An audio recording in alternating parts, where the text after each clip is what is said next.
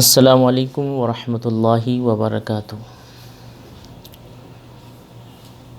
نحمدہ ونصلی علی رسولہ الکریم، اما بعد فاعوذ باللہ من الشیطان الرجیم، بسم اللہ الرحمن الرحیم۔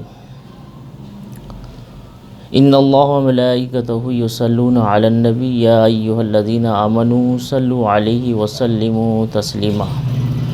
اللہم صلی علی سیدنا شفیعنا حبیبنا مولانا محمد بارک وسلم، صلاۃ و سلام علیک یا رسول اللہ، صلاۃ و سلام علیک یا حبیب اللہ۔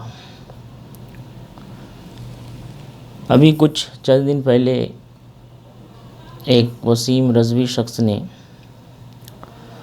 قرآن کی حقانیت پر انگشت نمائی کی، اور اس کا اعتراض یہ ہے کہ قرآن مقدس میں 26 آیات ایسے ہیں جو دہشت گردی کی تعلیم دیتی ہے اور جو ہے لوگوں کو لڑانے کی تعلیم دیتی ہے،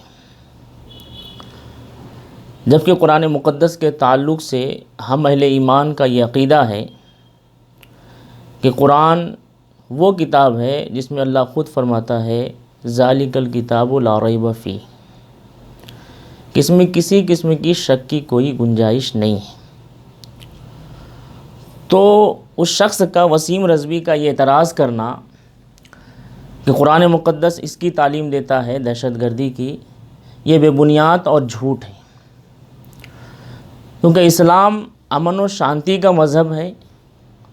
اسلام اخوت کا درس دیتا ہے، بھائی چارگی کا درس دیتا ہے، اور آج سے 1400 سال سے اسلام اسی چیز کا درس دیتا ہوا آیا، اور یہی وجہ ہے کہ اسلام کو قبول کرنے والے لوگ، ایمان لانے والے لوگ، صحابہ کرام کی ذات کو دیکھیں تو ان سبوں نے قرآن کی تلاوت کر کے ہی دامن اسلام میں داخل ہوئے۔ تو اس شخص کا اعتراض کرنا بیجا ہے، اور اس نے اعتراض کر کے اپنے آپ کو دائرہ اسلام سے خارج کر لیا۔ اس شخص کے بارے میں میرے علم کے معلومات کے تحت یہ ہے کہ یہ شخص اتر پردیش کا رہنے والا ہے، اور اس کا تعلق شیعہ مذہب سے ہے جس کا نام وسیم رضوی ہے۔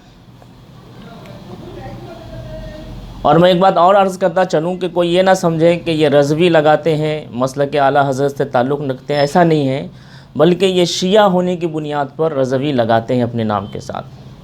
یہ جو ہے شیعہ ہیں، رافضی ہیں، اور اس نے اپنے آپ کو ایمان سے خارج کر لیا ہے یہ اعتراض کر کے۔ تو پہلی بات تو یہ مومن رہا ہی نہیں، اور اس نے یہ اعتراض کیا، لیکن یہ بات سمجھتے چلیں کہ قرآن وہ مقدس کتاب ہے کہ جو اللہ تعالیٰ کی کتاب ہے، اور اللہ تبارک و تعالیٰ نے جتنی بھی کتابیں نازل فرمائی، جو مشہور کتابیں ہیں توریت، زبور، انجیل اور قرآن مقدس، ان 3 کتابوں پر بھی ہمیں ایمان لانے کا حکم دیا ہے کہ یہ منزل من السماء ہے، اللہ کی کتاب ہے۔ لیکن قرآن مقدس پر بھی ہم ایمان لے کر آتے ہیں، اور قرآن مقدس جو ہے یہ ایسی کتاب ہے جس کے تعلق سے اللہ نے ارشاد فرمایا کہ اس میں کبھی بھی کوئی کمی اور بیشی نہیں ہو سکتی، اس کا حفاظت کرنے والا میں ہوں، اس کا نازل کرنے والا بھی میں ہوں۔ اب جب کہ اس نے یہ اعتراض کیا ہے کہ اس آیت کو، ان تمام 26 آیات کو نکالے جائیں، جیسا کہ ویڈیو کے ذریعے معلوم ہوا، تو اس ویڈیو میں وہ 26 آیتیں نہیں بتائی اس نے کہ وہ کون سی 26 آیتیں ہیں۔ اگر بتا دیتے تو ہمیں معلوم ہو جاتا کون سی 26 آیتیں ہیں۔ خیر انہوں نے نہیں بتایا، لیکن وہ کہتے ہیں کہ وہ 26 آیات وائلنس کی جو ہے تعلیم دیتی ہے، اور جو ہے دہشت گردی کی تعلیم دیتی ہے۔ یہ محال ہے کہ اسلام کا جو مقدس کتاب ہے قرآن، یہ اس کی تعلیم دے، ایسا ہرگز نہیں ہو سکتا۔ آپ اسلامی ہسٹری کو پڑھیں، اسلام کا مطالعہ کریں، تو آپ کو یہ اچھے سے معلوم ہوگا کہ اسلام نے کبھی بھی اپنی طاقت اور تلوار سے اسلام کو نہیں پھیلایا، بلکہ اپنے اخلاق کے ذریعے، اپنے کردار کے ذریعے سے اسلام پھیلا ہے۔ تو یہ بات تھی، اس نے 26 آیات کا اعتراض کیا۔ تو میں عرض کرتا چلوں کہ قرآن پر یہ اعتراض کرنا یہ آج کے کوئی یہ نہیں ہے، بلکہ جب قرآن نبی اکرم صلی اللہ علیہ وسلم پہ نازل ہو رہا تھا تو اہل مکہ نے بھی اعتراض کیا تھا کہ یہ کلام جادوئی کلام ہے، یہ کلام ایسا ہے ویسا ہے، یہ طریقے کی باتیں ہوئی، لیکن قرآن نے چیلنج کیا کہ ٹھیک ہے اگر یہ کلام جو ہے اللہ کا نہیں ہے بلکہ بندوں کا ہے، جیسا کہ وسیم رضوی نے ایک الزام یہ بھی لگایا کہ قرآن مقدس کو جمع جو کیا گیا ہے وہ خلفائے راشدین کے زمانے میں، اور انہوں نے خلفائے راشدین میں خلفائے ثلاثہ کا نام لے کر ذکر کیا کہ حضرت ابوبکر صدیق، حضرت عمر فاروق اور حضرت عثمان غنی کے زمانے میں اس قرآن کو جمع کیا گیا۔ تو ان لوگوں نے اپنی پاور اور طاقت کی بنیاد پر نعوذ باللہ اس نے الزام لگایا کہ قرآن کی ان 26 آیتوں کو اضافہ کر دیا ہے۔ اللہ اکبر! یہ یقیناً یہ الزام بے بنیاد ہے۔ میں پہلے صحابہ کرام کا جو ہے مقام و مرتبہ بتاتا چلوں۔ انہوں نے کہا کہ اپنی طاقت کی بنیاد پہ کہا ہے، میں یہ جو ہے انکار نہیں کر رہا ہوں کہ یہ اللہ کا کلام نہیں ہے۔ اس نے یہ کہا کہ یہ 26 آیتیں جو ہے یہ خلفائے ثلاثہ یعنی کہ خلفائے راشدین کی طرف سے اضافہ ہے۔ آپ کو میں بتاتا چلوں کہ قرآن مقدس کو یقیناً خلفائے راشدین نے جمع کیا ہے، کیونکہ جب اس وقت قرآن نبی اکرم صلی اللہ علیہ وسلم پہ نازل ہوتا رہا 23 سال تک یا کچھ زمانے تک، تو اس وقت تک قرآن مقدس کا نزول ہوتا رہا۔ اگر اس وقت تک قرآن کو یکجا اور جمع کر دیا جاتا ہے ایک نسخہ پر، تو پھر بعد کی آیتوں کو اس کو کیسے جمع کیا جاتا؟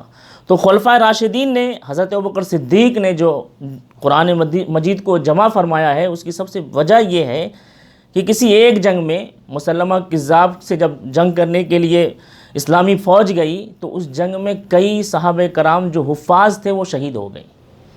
تو ان کی شہادت کے بعد حضرت ابوبکر صدیق نے یہ ارادہ کیا کہ اگر اسی طریقے سے حفاظ شہید ہوتے رہے تو پھر قرآن کی کچھ آیتیں ضائع ہو جائیں گی، لہٰذا اسے ایک کتابی شکل دی جائے۔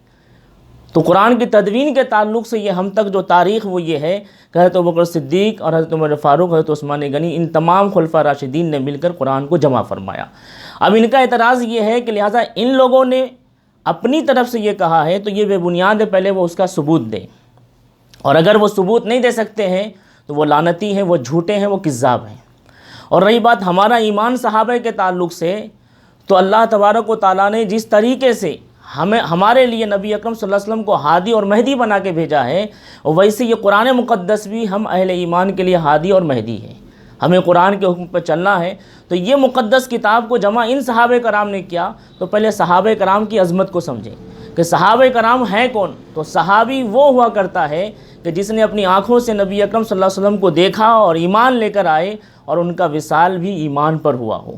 تو وہ صحابی کا مقام و مرتبہ یہ ہے کہ سارے دنیا کے نیکوکار ایک طرف، اور صحابہ کرام جس سواری پہ بیٹھے ہوں اس سواری کے قدموں کی دھول بھی اس کا مقابلہ نہیں کر سکتی۔ تو یہ معلوم ہوا صحابہ کرام کے تعلق سے۔ اور صحابی کے تعلق سے اللہ کے رسول ارشاد فرماتے ہیں کہ میرے صحابہ ستاروں کی مانند ہیں، تم ان میں سے جس کی چاہو اقتدا کر لو، ہدایت پہ رہو گے۔ تو یقیناً ہمارا یہ ایمان و عقیدہ ہے صحابہ کے تعلق سے۔ اب دیکھیں قرآن کی جتنی آیتیں ہم تک پہنچی ہیں وہ صحابہ کے صدقے میں آئی ہے، ان کے توسط سے آئی ہے۔ اور احادیث کا جو ذخیرہ ہے، اگر وہ وسیم رضوی احادیث کو بھی مانتا ہے تو وہ ذرا بتائیں کہ کتنی حدیثیں ایسی ہیں جو خلفائے راشدین نے، حضرت ابوبکر صدیق نے، حضرت عمر فاروق نے، حضرت عثمان غنی نے، حضرت مولا علی نے روایت کی ہے۔ تو پھر کیا کہیں گے کہ وہ ساری حدیثیں وہ ان کی من گڑت ہیں، ان کی طرف سے ہیں؟ تو دراصل جب اللہ تبارک و تعالیٰ ایمان چھینتا ہے تو عقلیں بھی چھین لیتا ہے۔ تو یہ شخص بے ایمان ہے، بد کردار ہے، اور اس نے جو یہ حرکت کی ہے جو تمام اہل ایمان کے دل کو ٹھیس پہنچائی ہے، در حقیقت یہ کفار و مشرکین کے اشارے پہ یہ کام کر رہا ہے یہ شخص۔ تو ہمیں گھبرانا نہیں ہے، پریشان نہیں ہونا ہے، بلکہ ایسے لوگ آ کر کے ہمارے ایمان کو چھیڑتے ہیں اور ہمارا ایمان اور مضبوط کرتے ہیں۔ گویا کہ اس نے جو قرآن پہ اعتراض کیا، اس کا یہ اعتراض کرنا ہی اس کو بے بنیاد ثابت کر دیتا ہے۔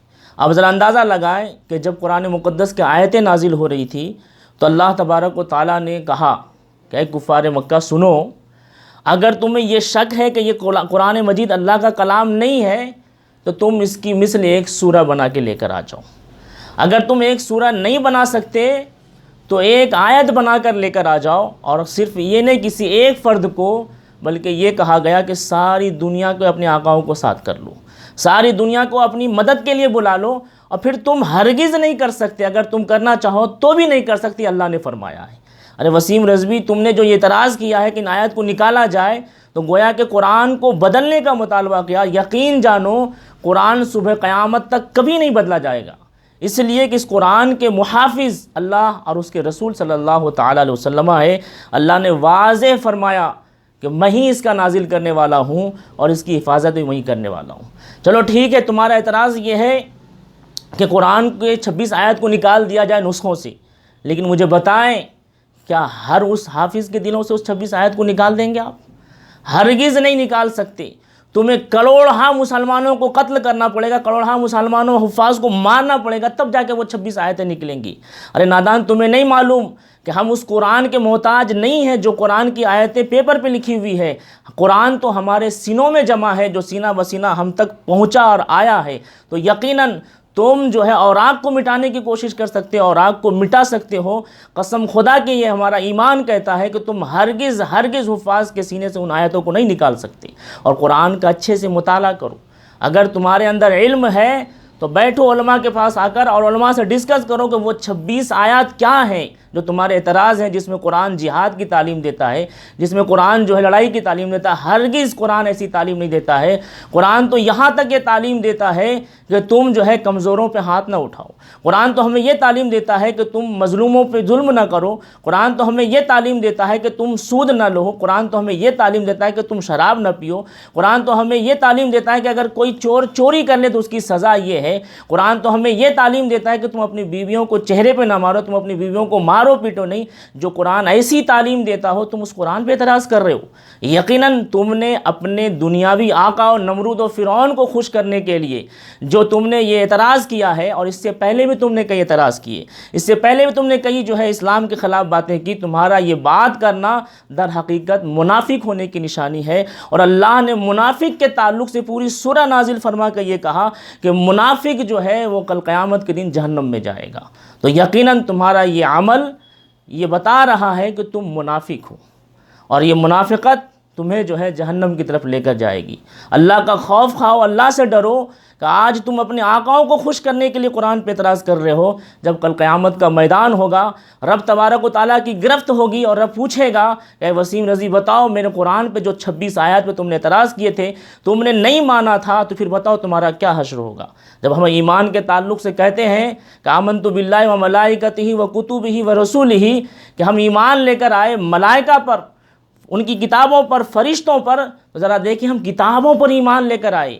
ہم تو ان کتابوں کو مان رہے ہیں آج جن میں تحریف ہو گئی، لیکن اس تحریف والی آیت کو نہیں مانتے، بلکہ یہ مانتے ہیں کہ اللہ کی کتاب ہے۔ تو ایسے ہی ہمارا قرآن کے جتنے آیات ہیں سب پر ایمان ہے، جتنے حروف ہے سب پر ایمان ہے، جتنے جو ہے زبر زیر پیش ہے سب پر ایمان ہے، اور قیامت تک اس میں کوئی تبدیلی نہیں ہو سکتی۔ یقیناً اللہ تبارک و تعالیٰ کا فضل و احسان ہے کہ اس نے ہمیں صاحب ایمان بنایا، ایمان والا بنایا، اور ہم اس ایمان کے ساتھ اس دنیا سے اٹھیں گے۔ تو یقیناً میرا یہ جو ہے وسیم رضوی کو کہنا ہے کہ اگر تم چاہتے ہو کہ ان 26 آیات کو نکالا جائے تو پہلے تم قرآن کی تعلیم حاصل کرو۔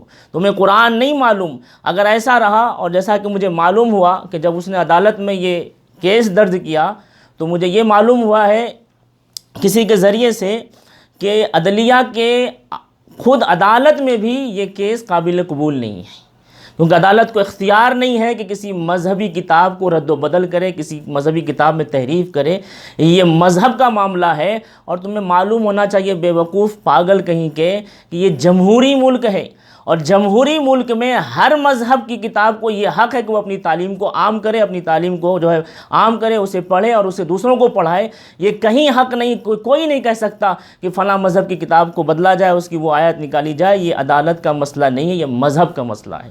رب کی بارگاہ میں دعا ہے مولا ہم سب کو ایمان کے ساتھ اس دنیا سے اٹھائے، کہنے میں جو غلطی ہو اسے معاف فرمائے۔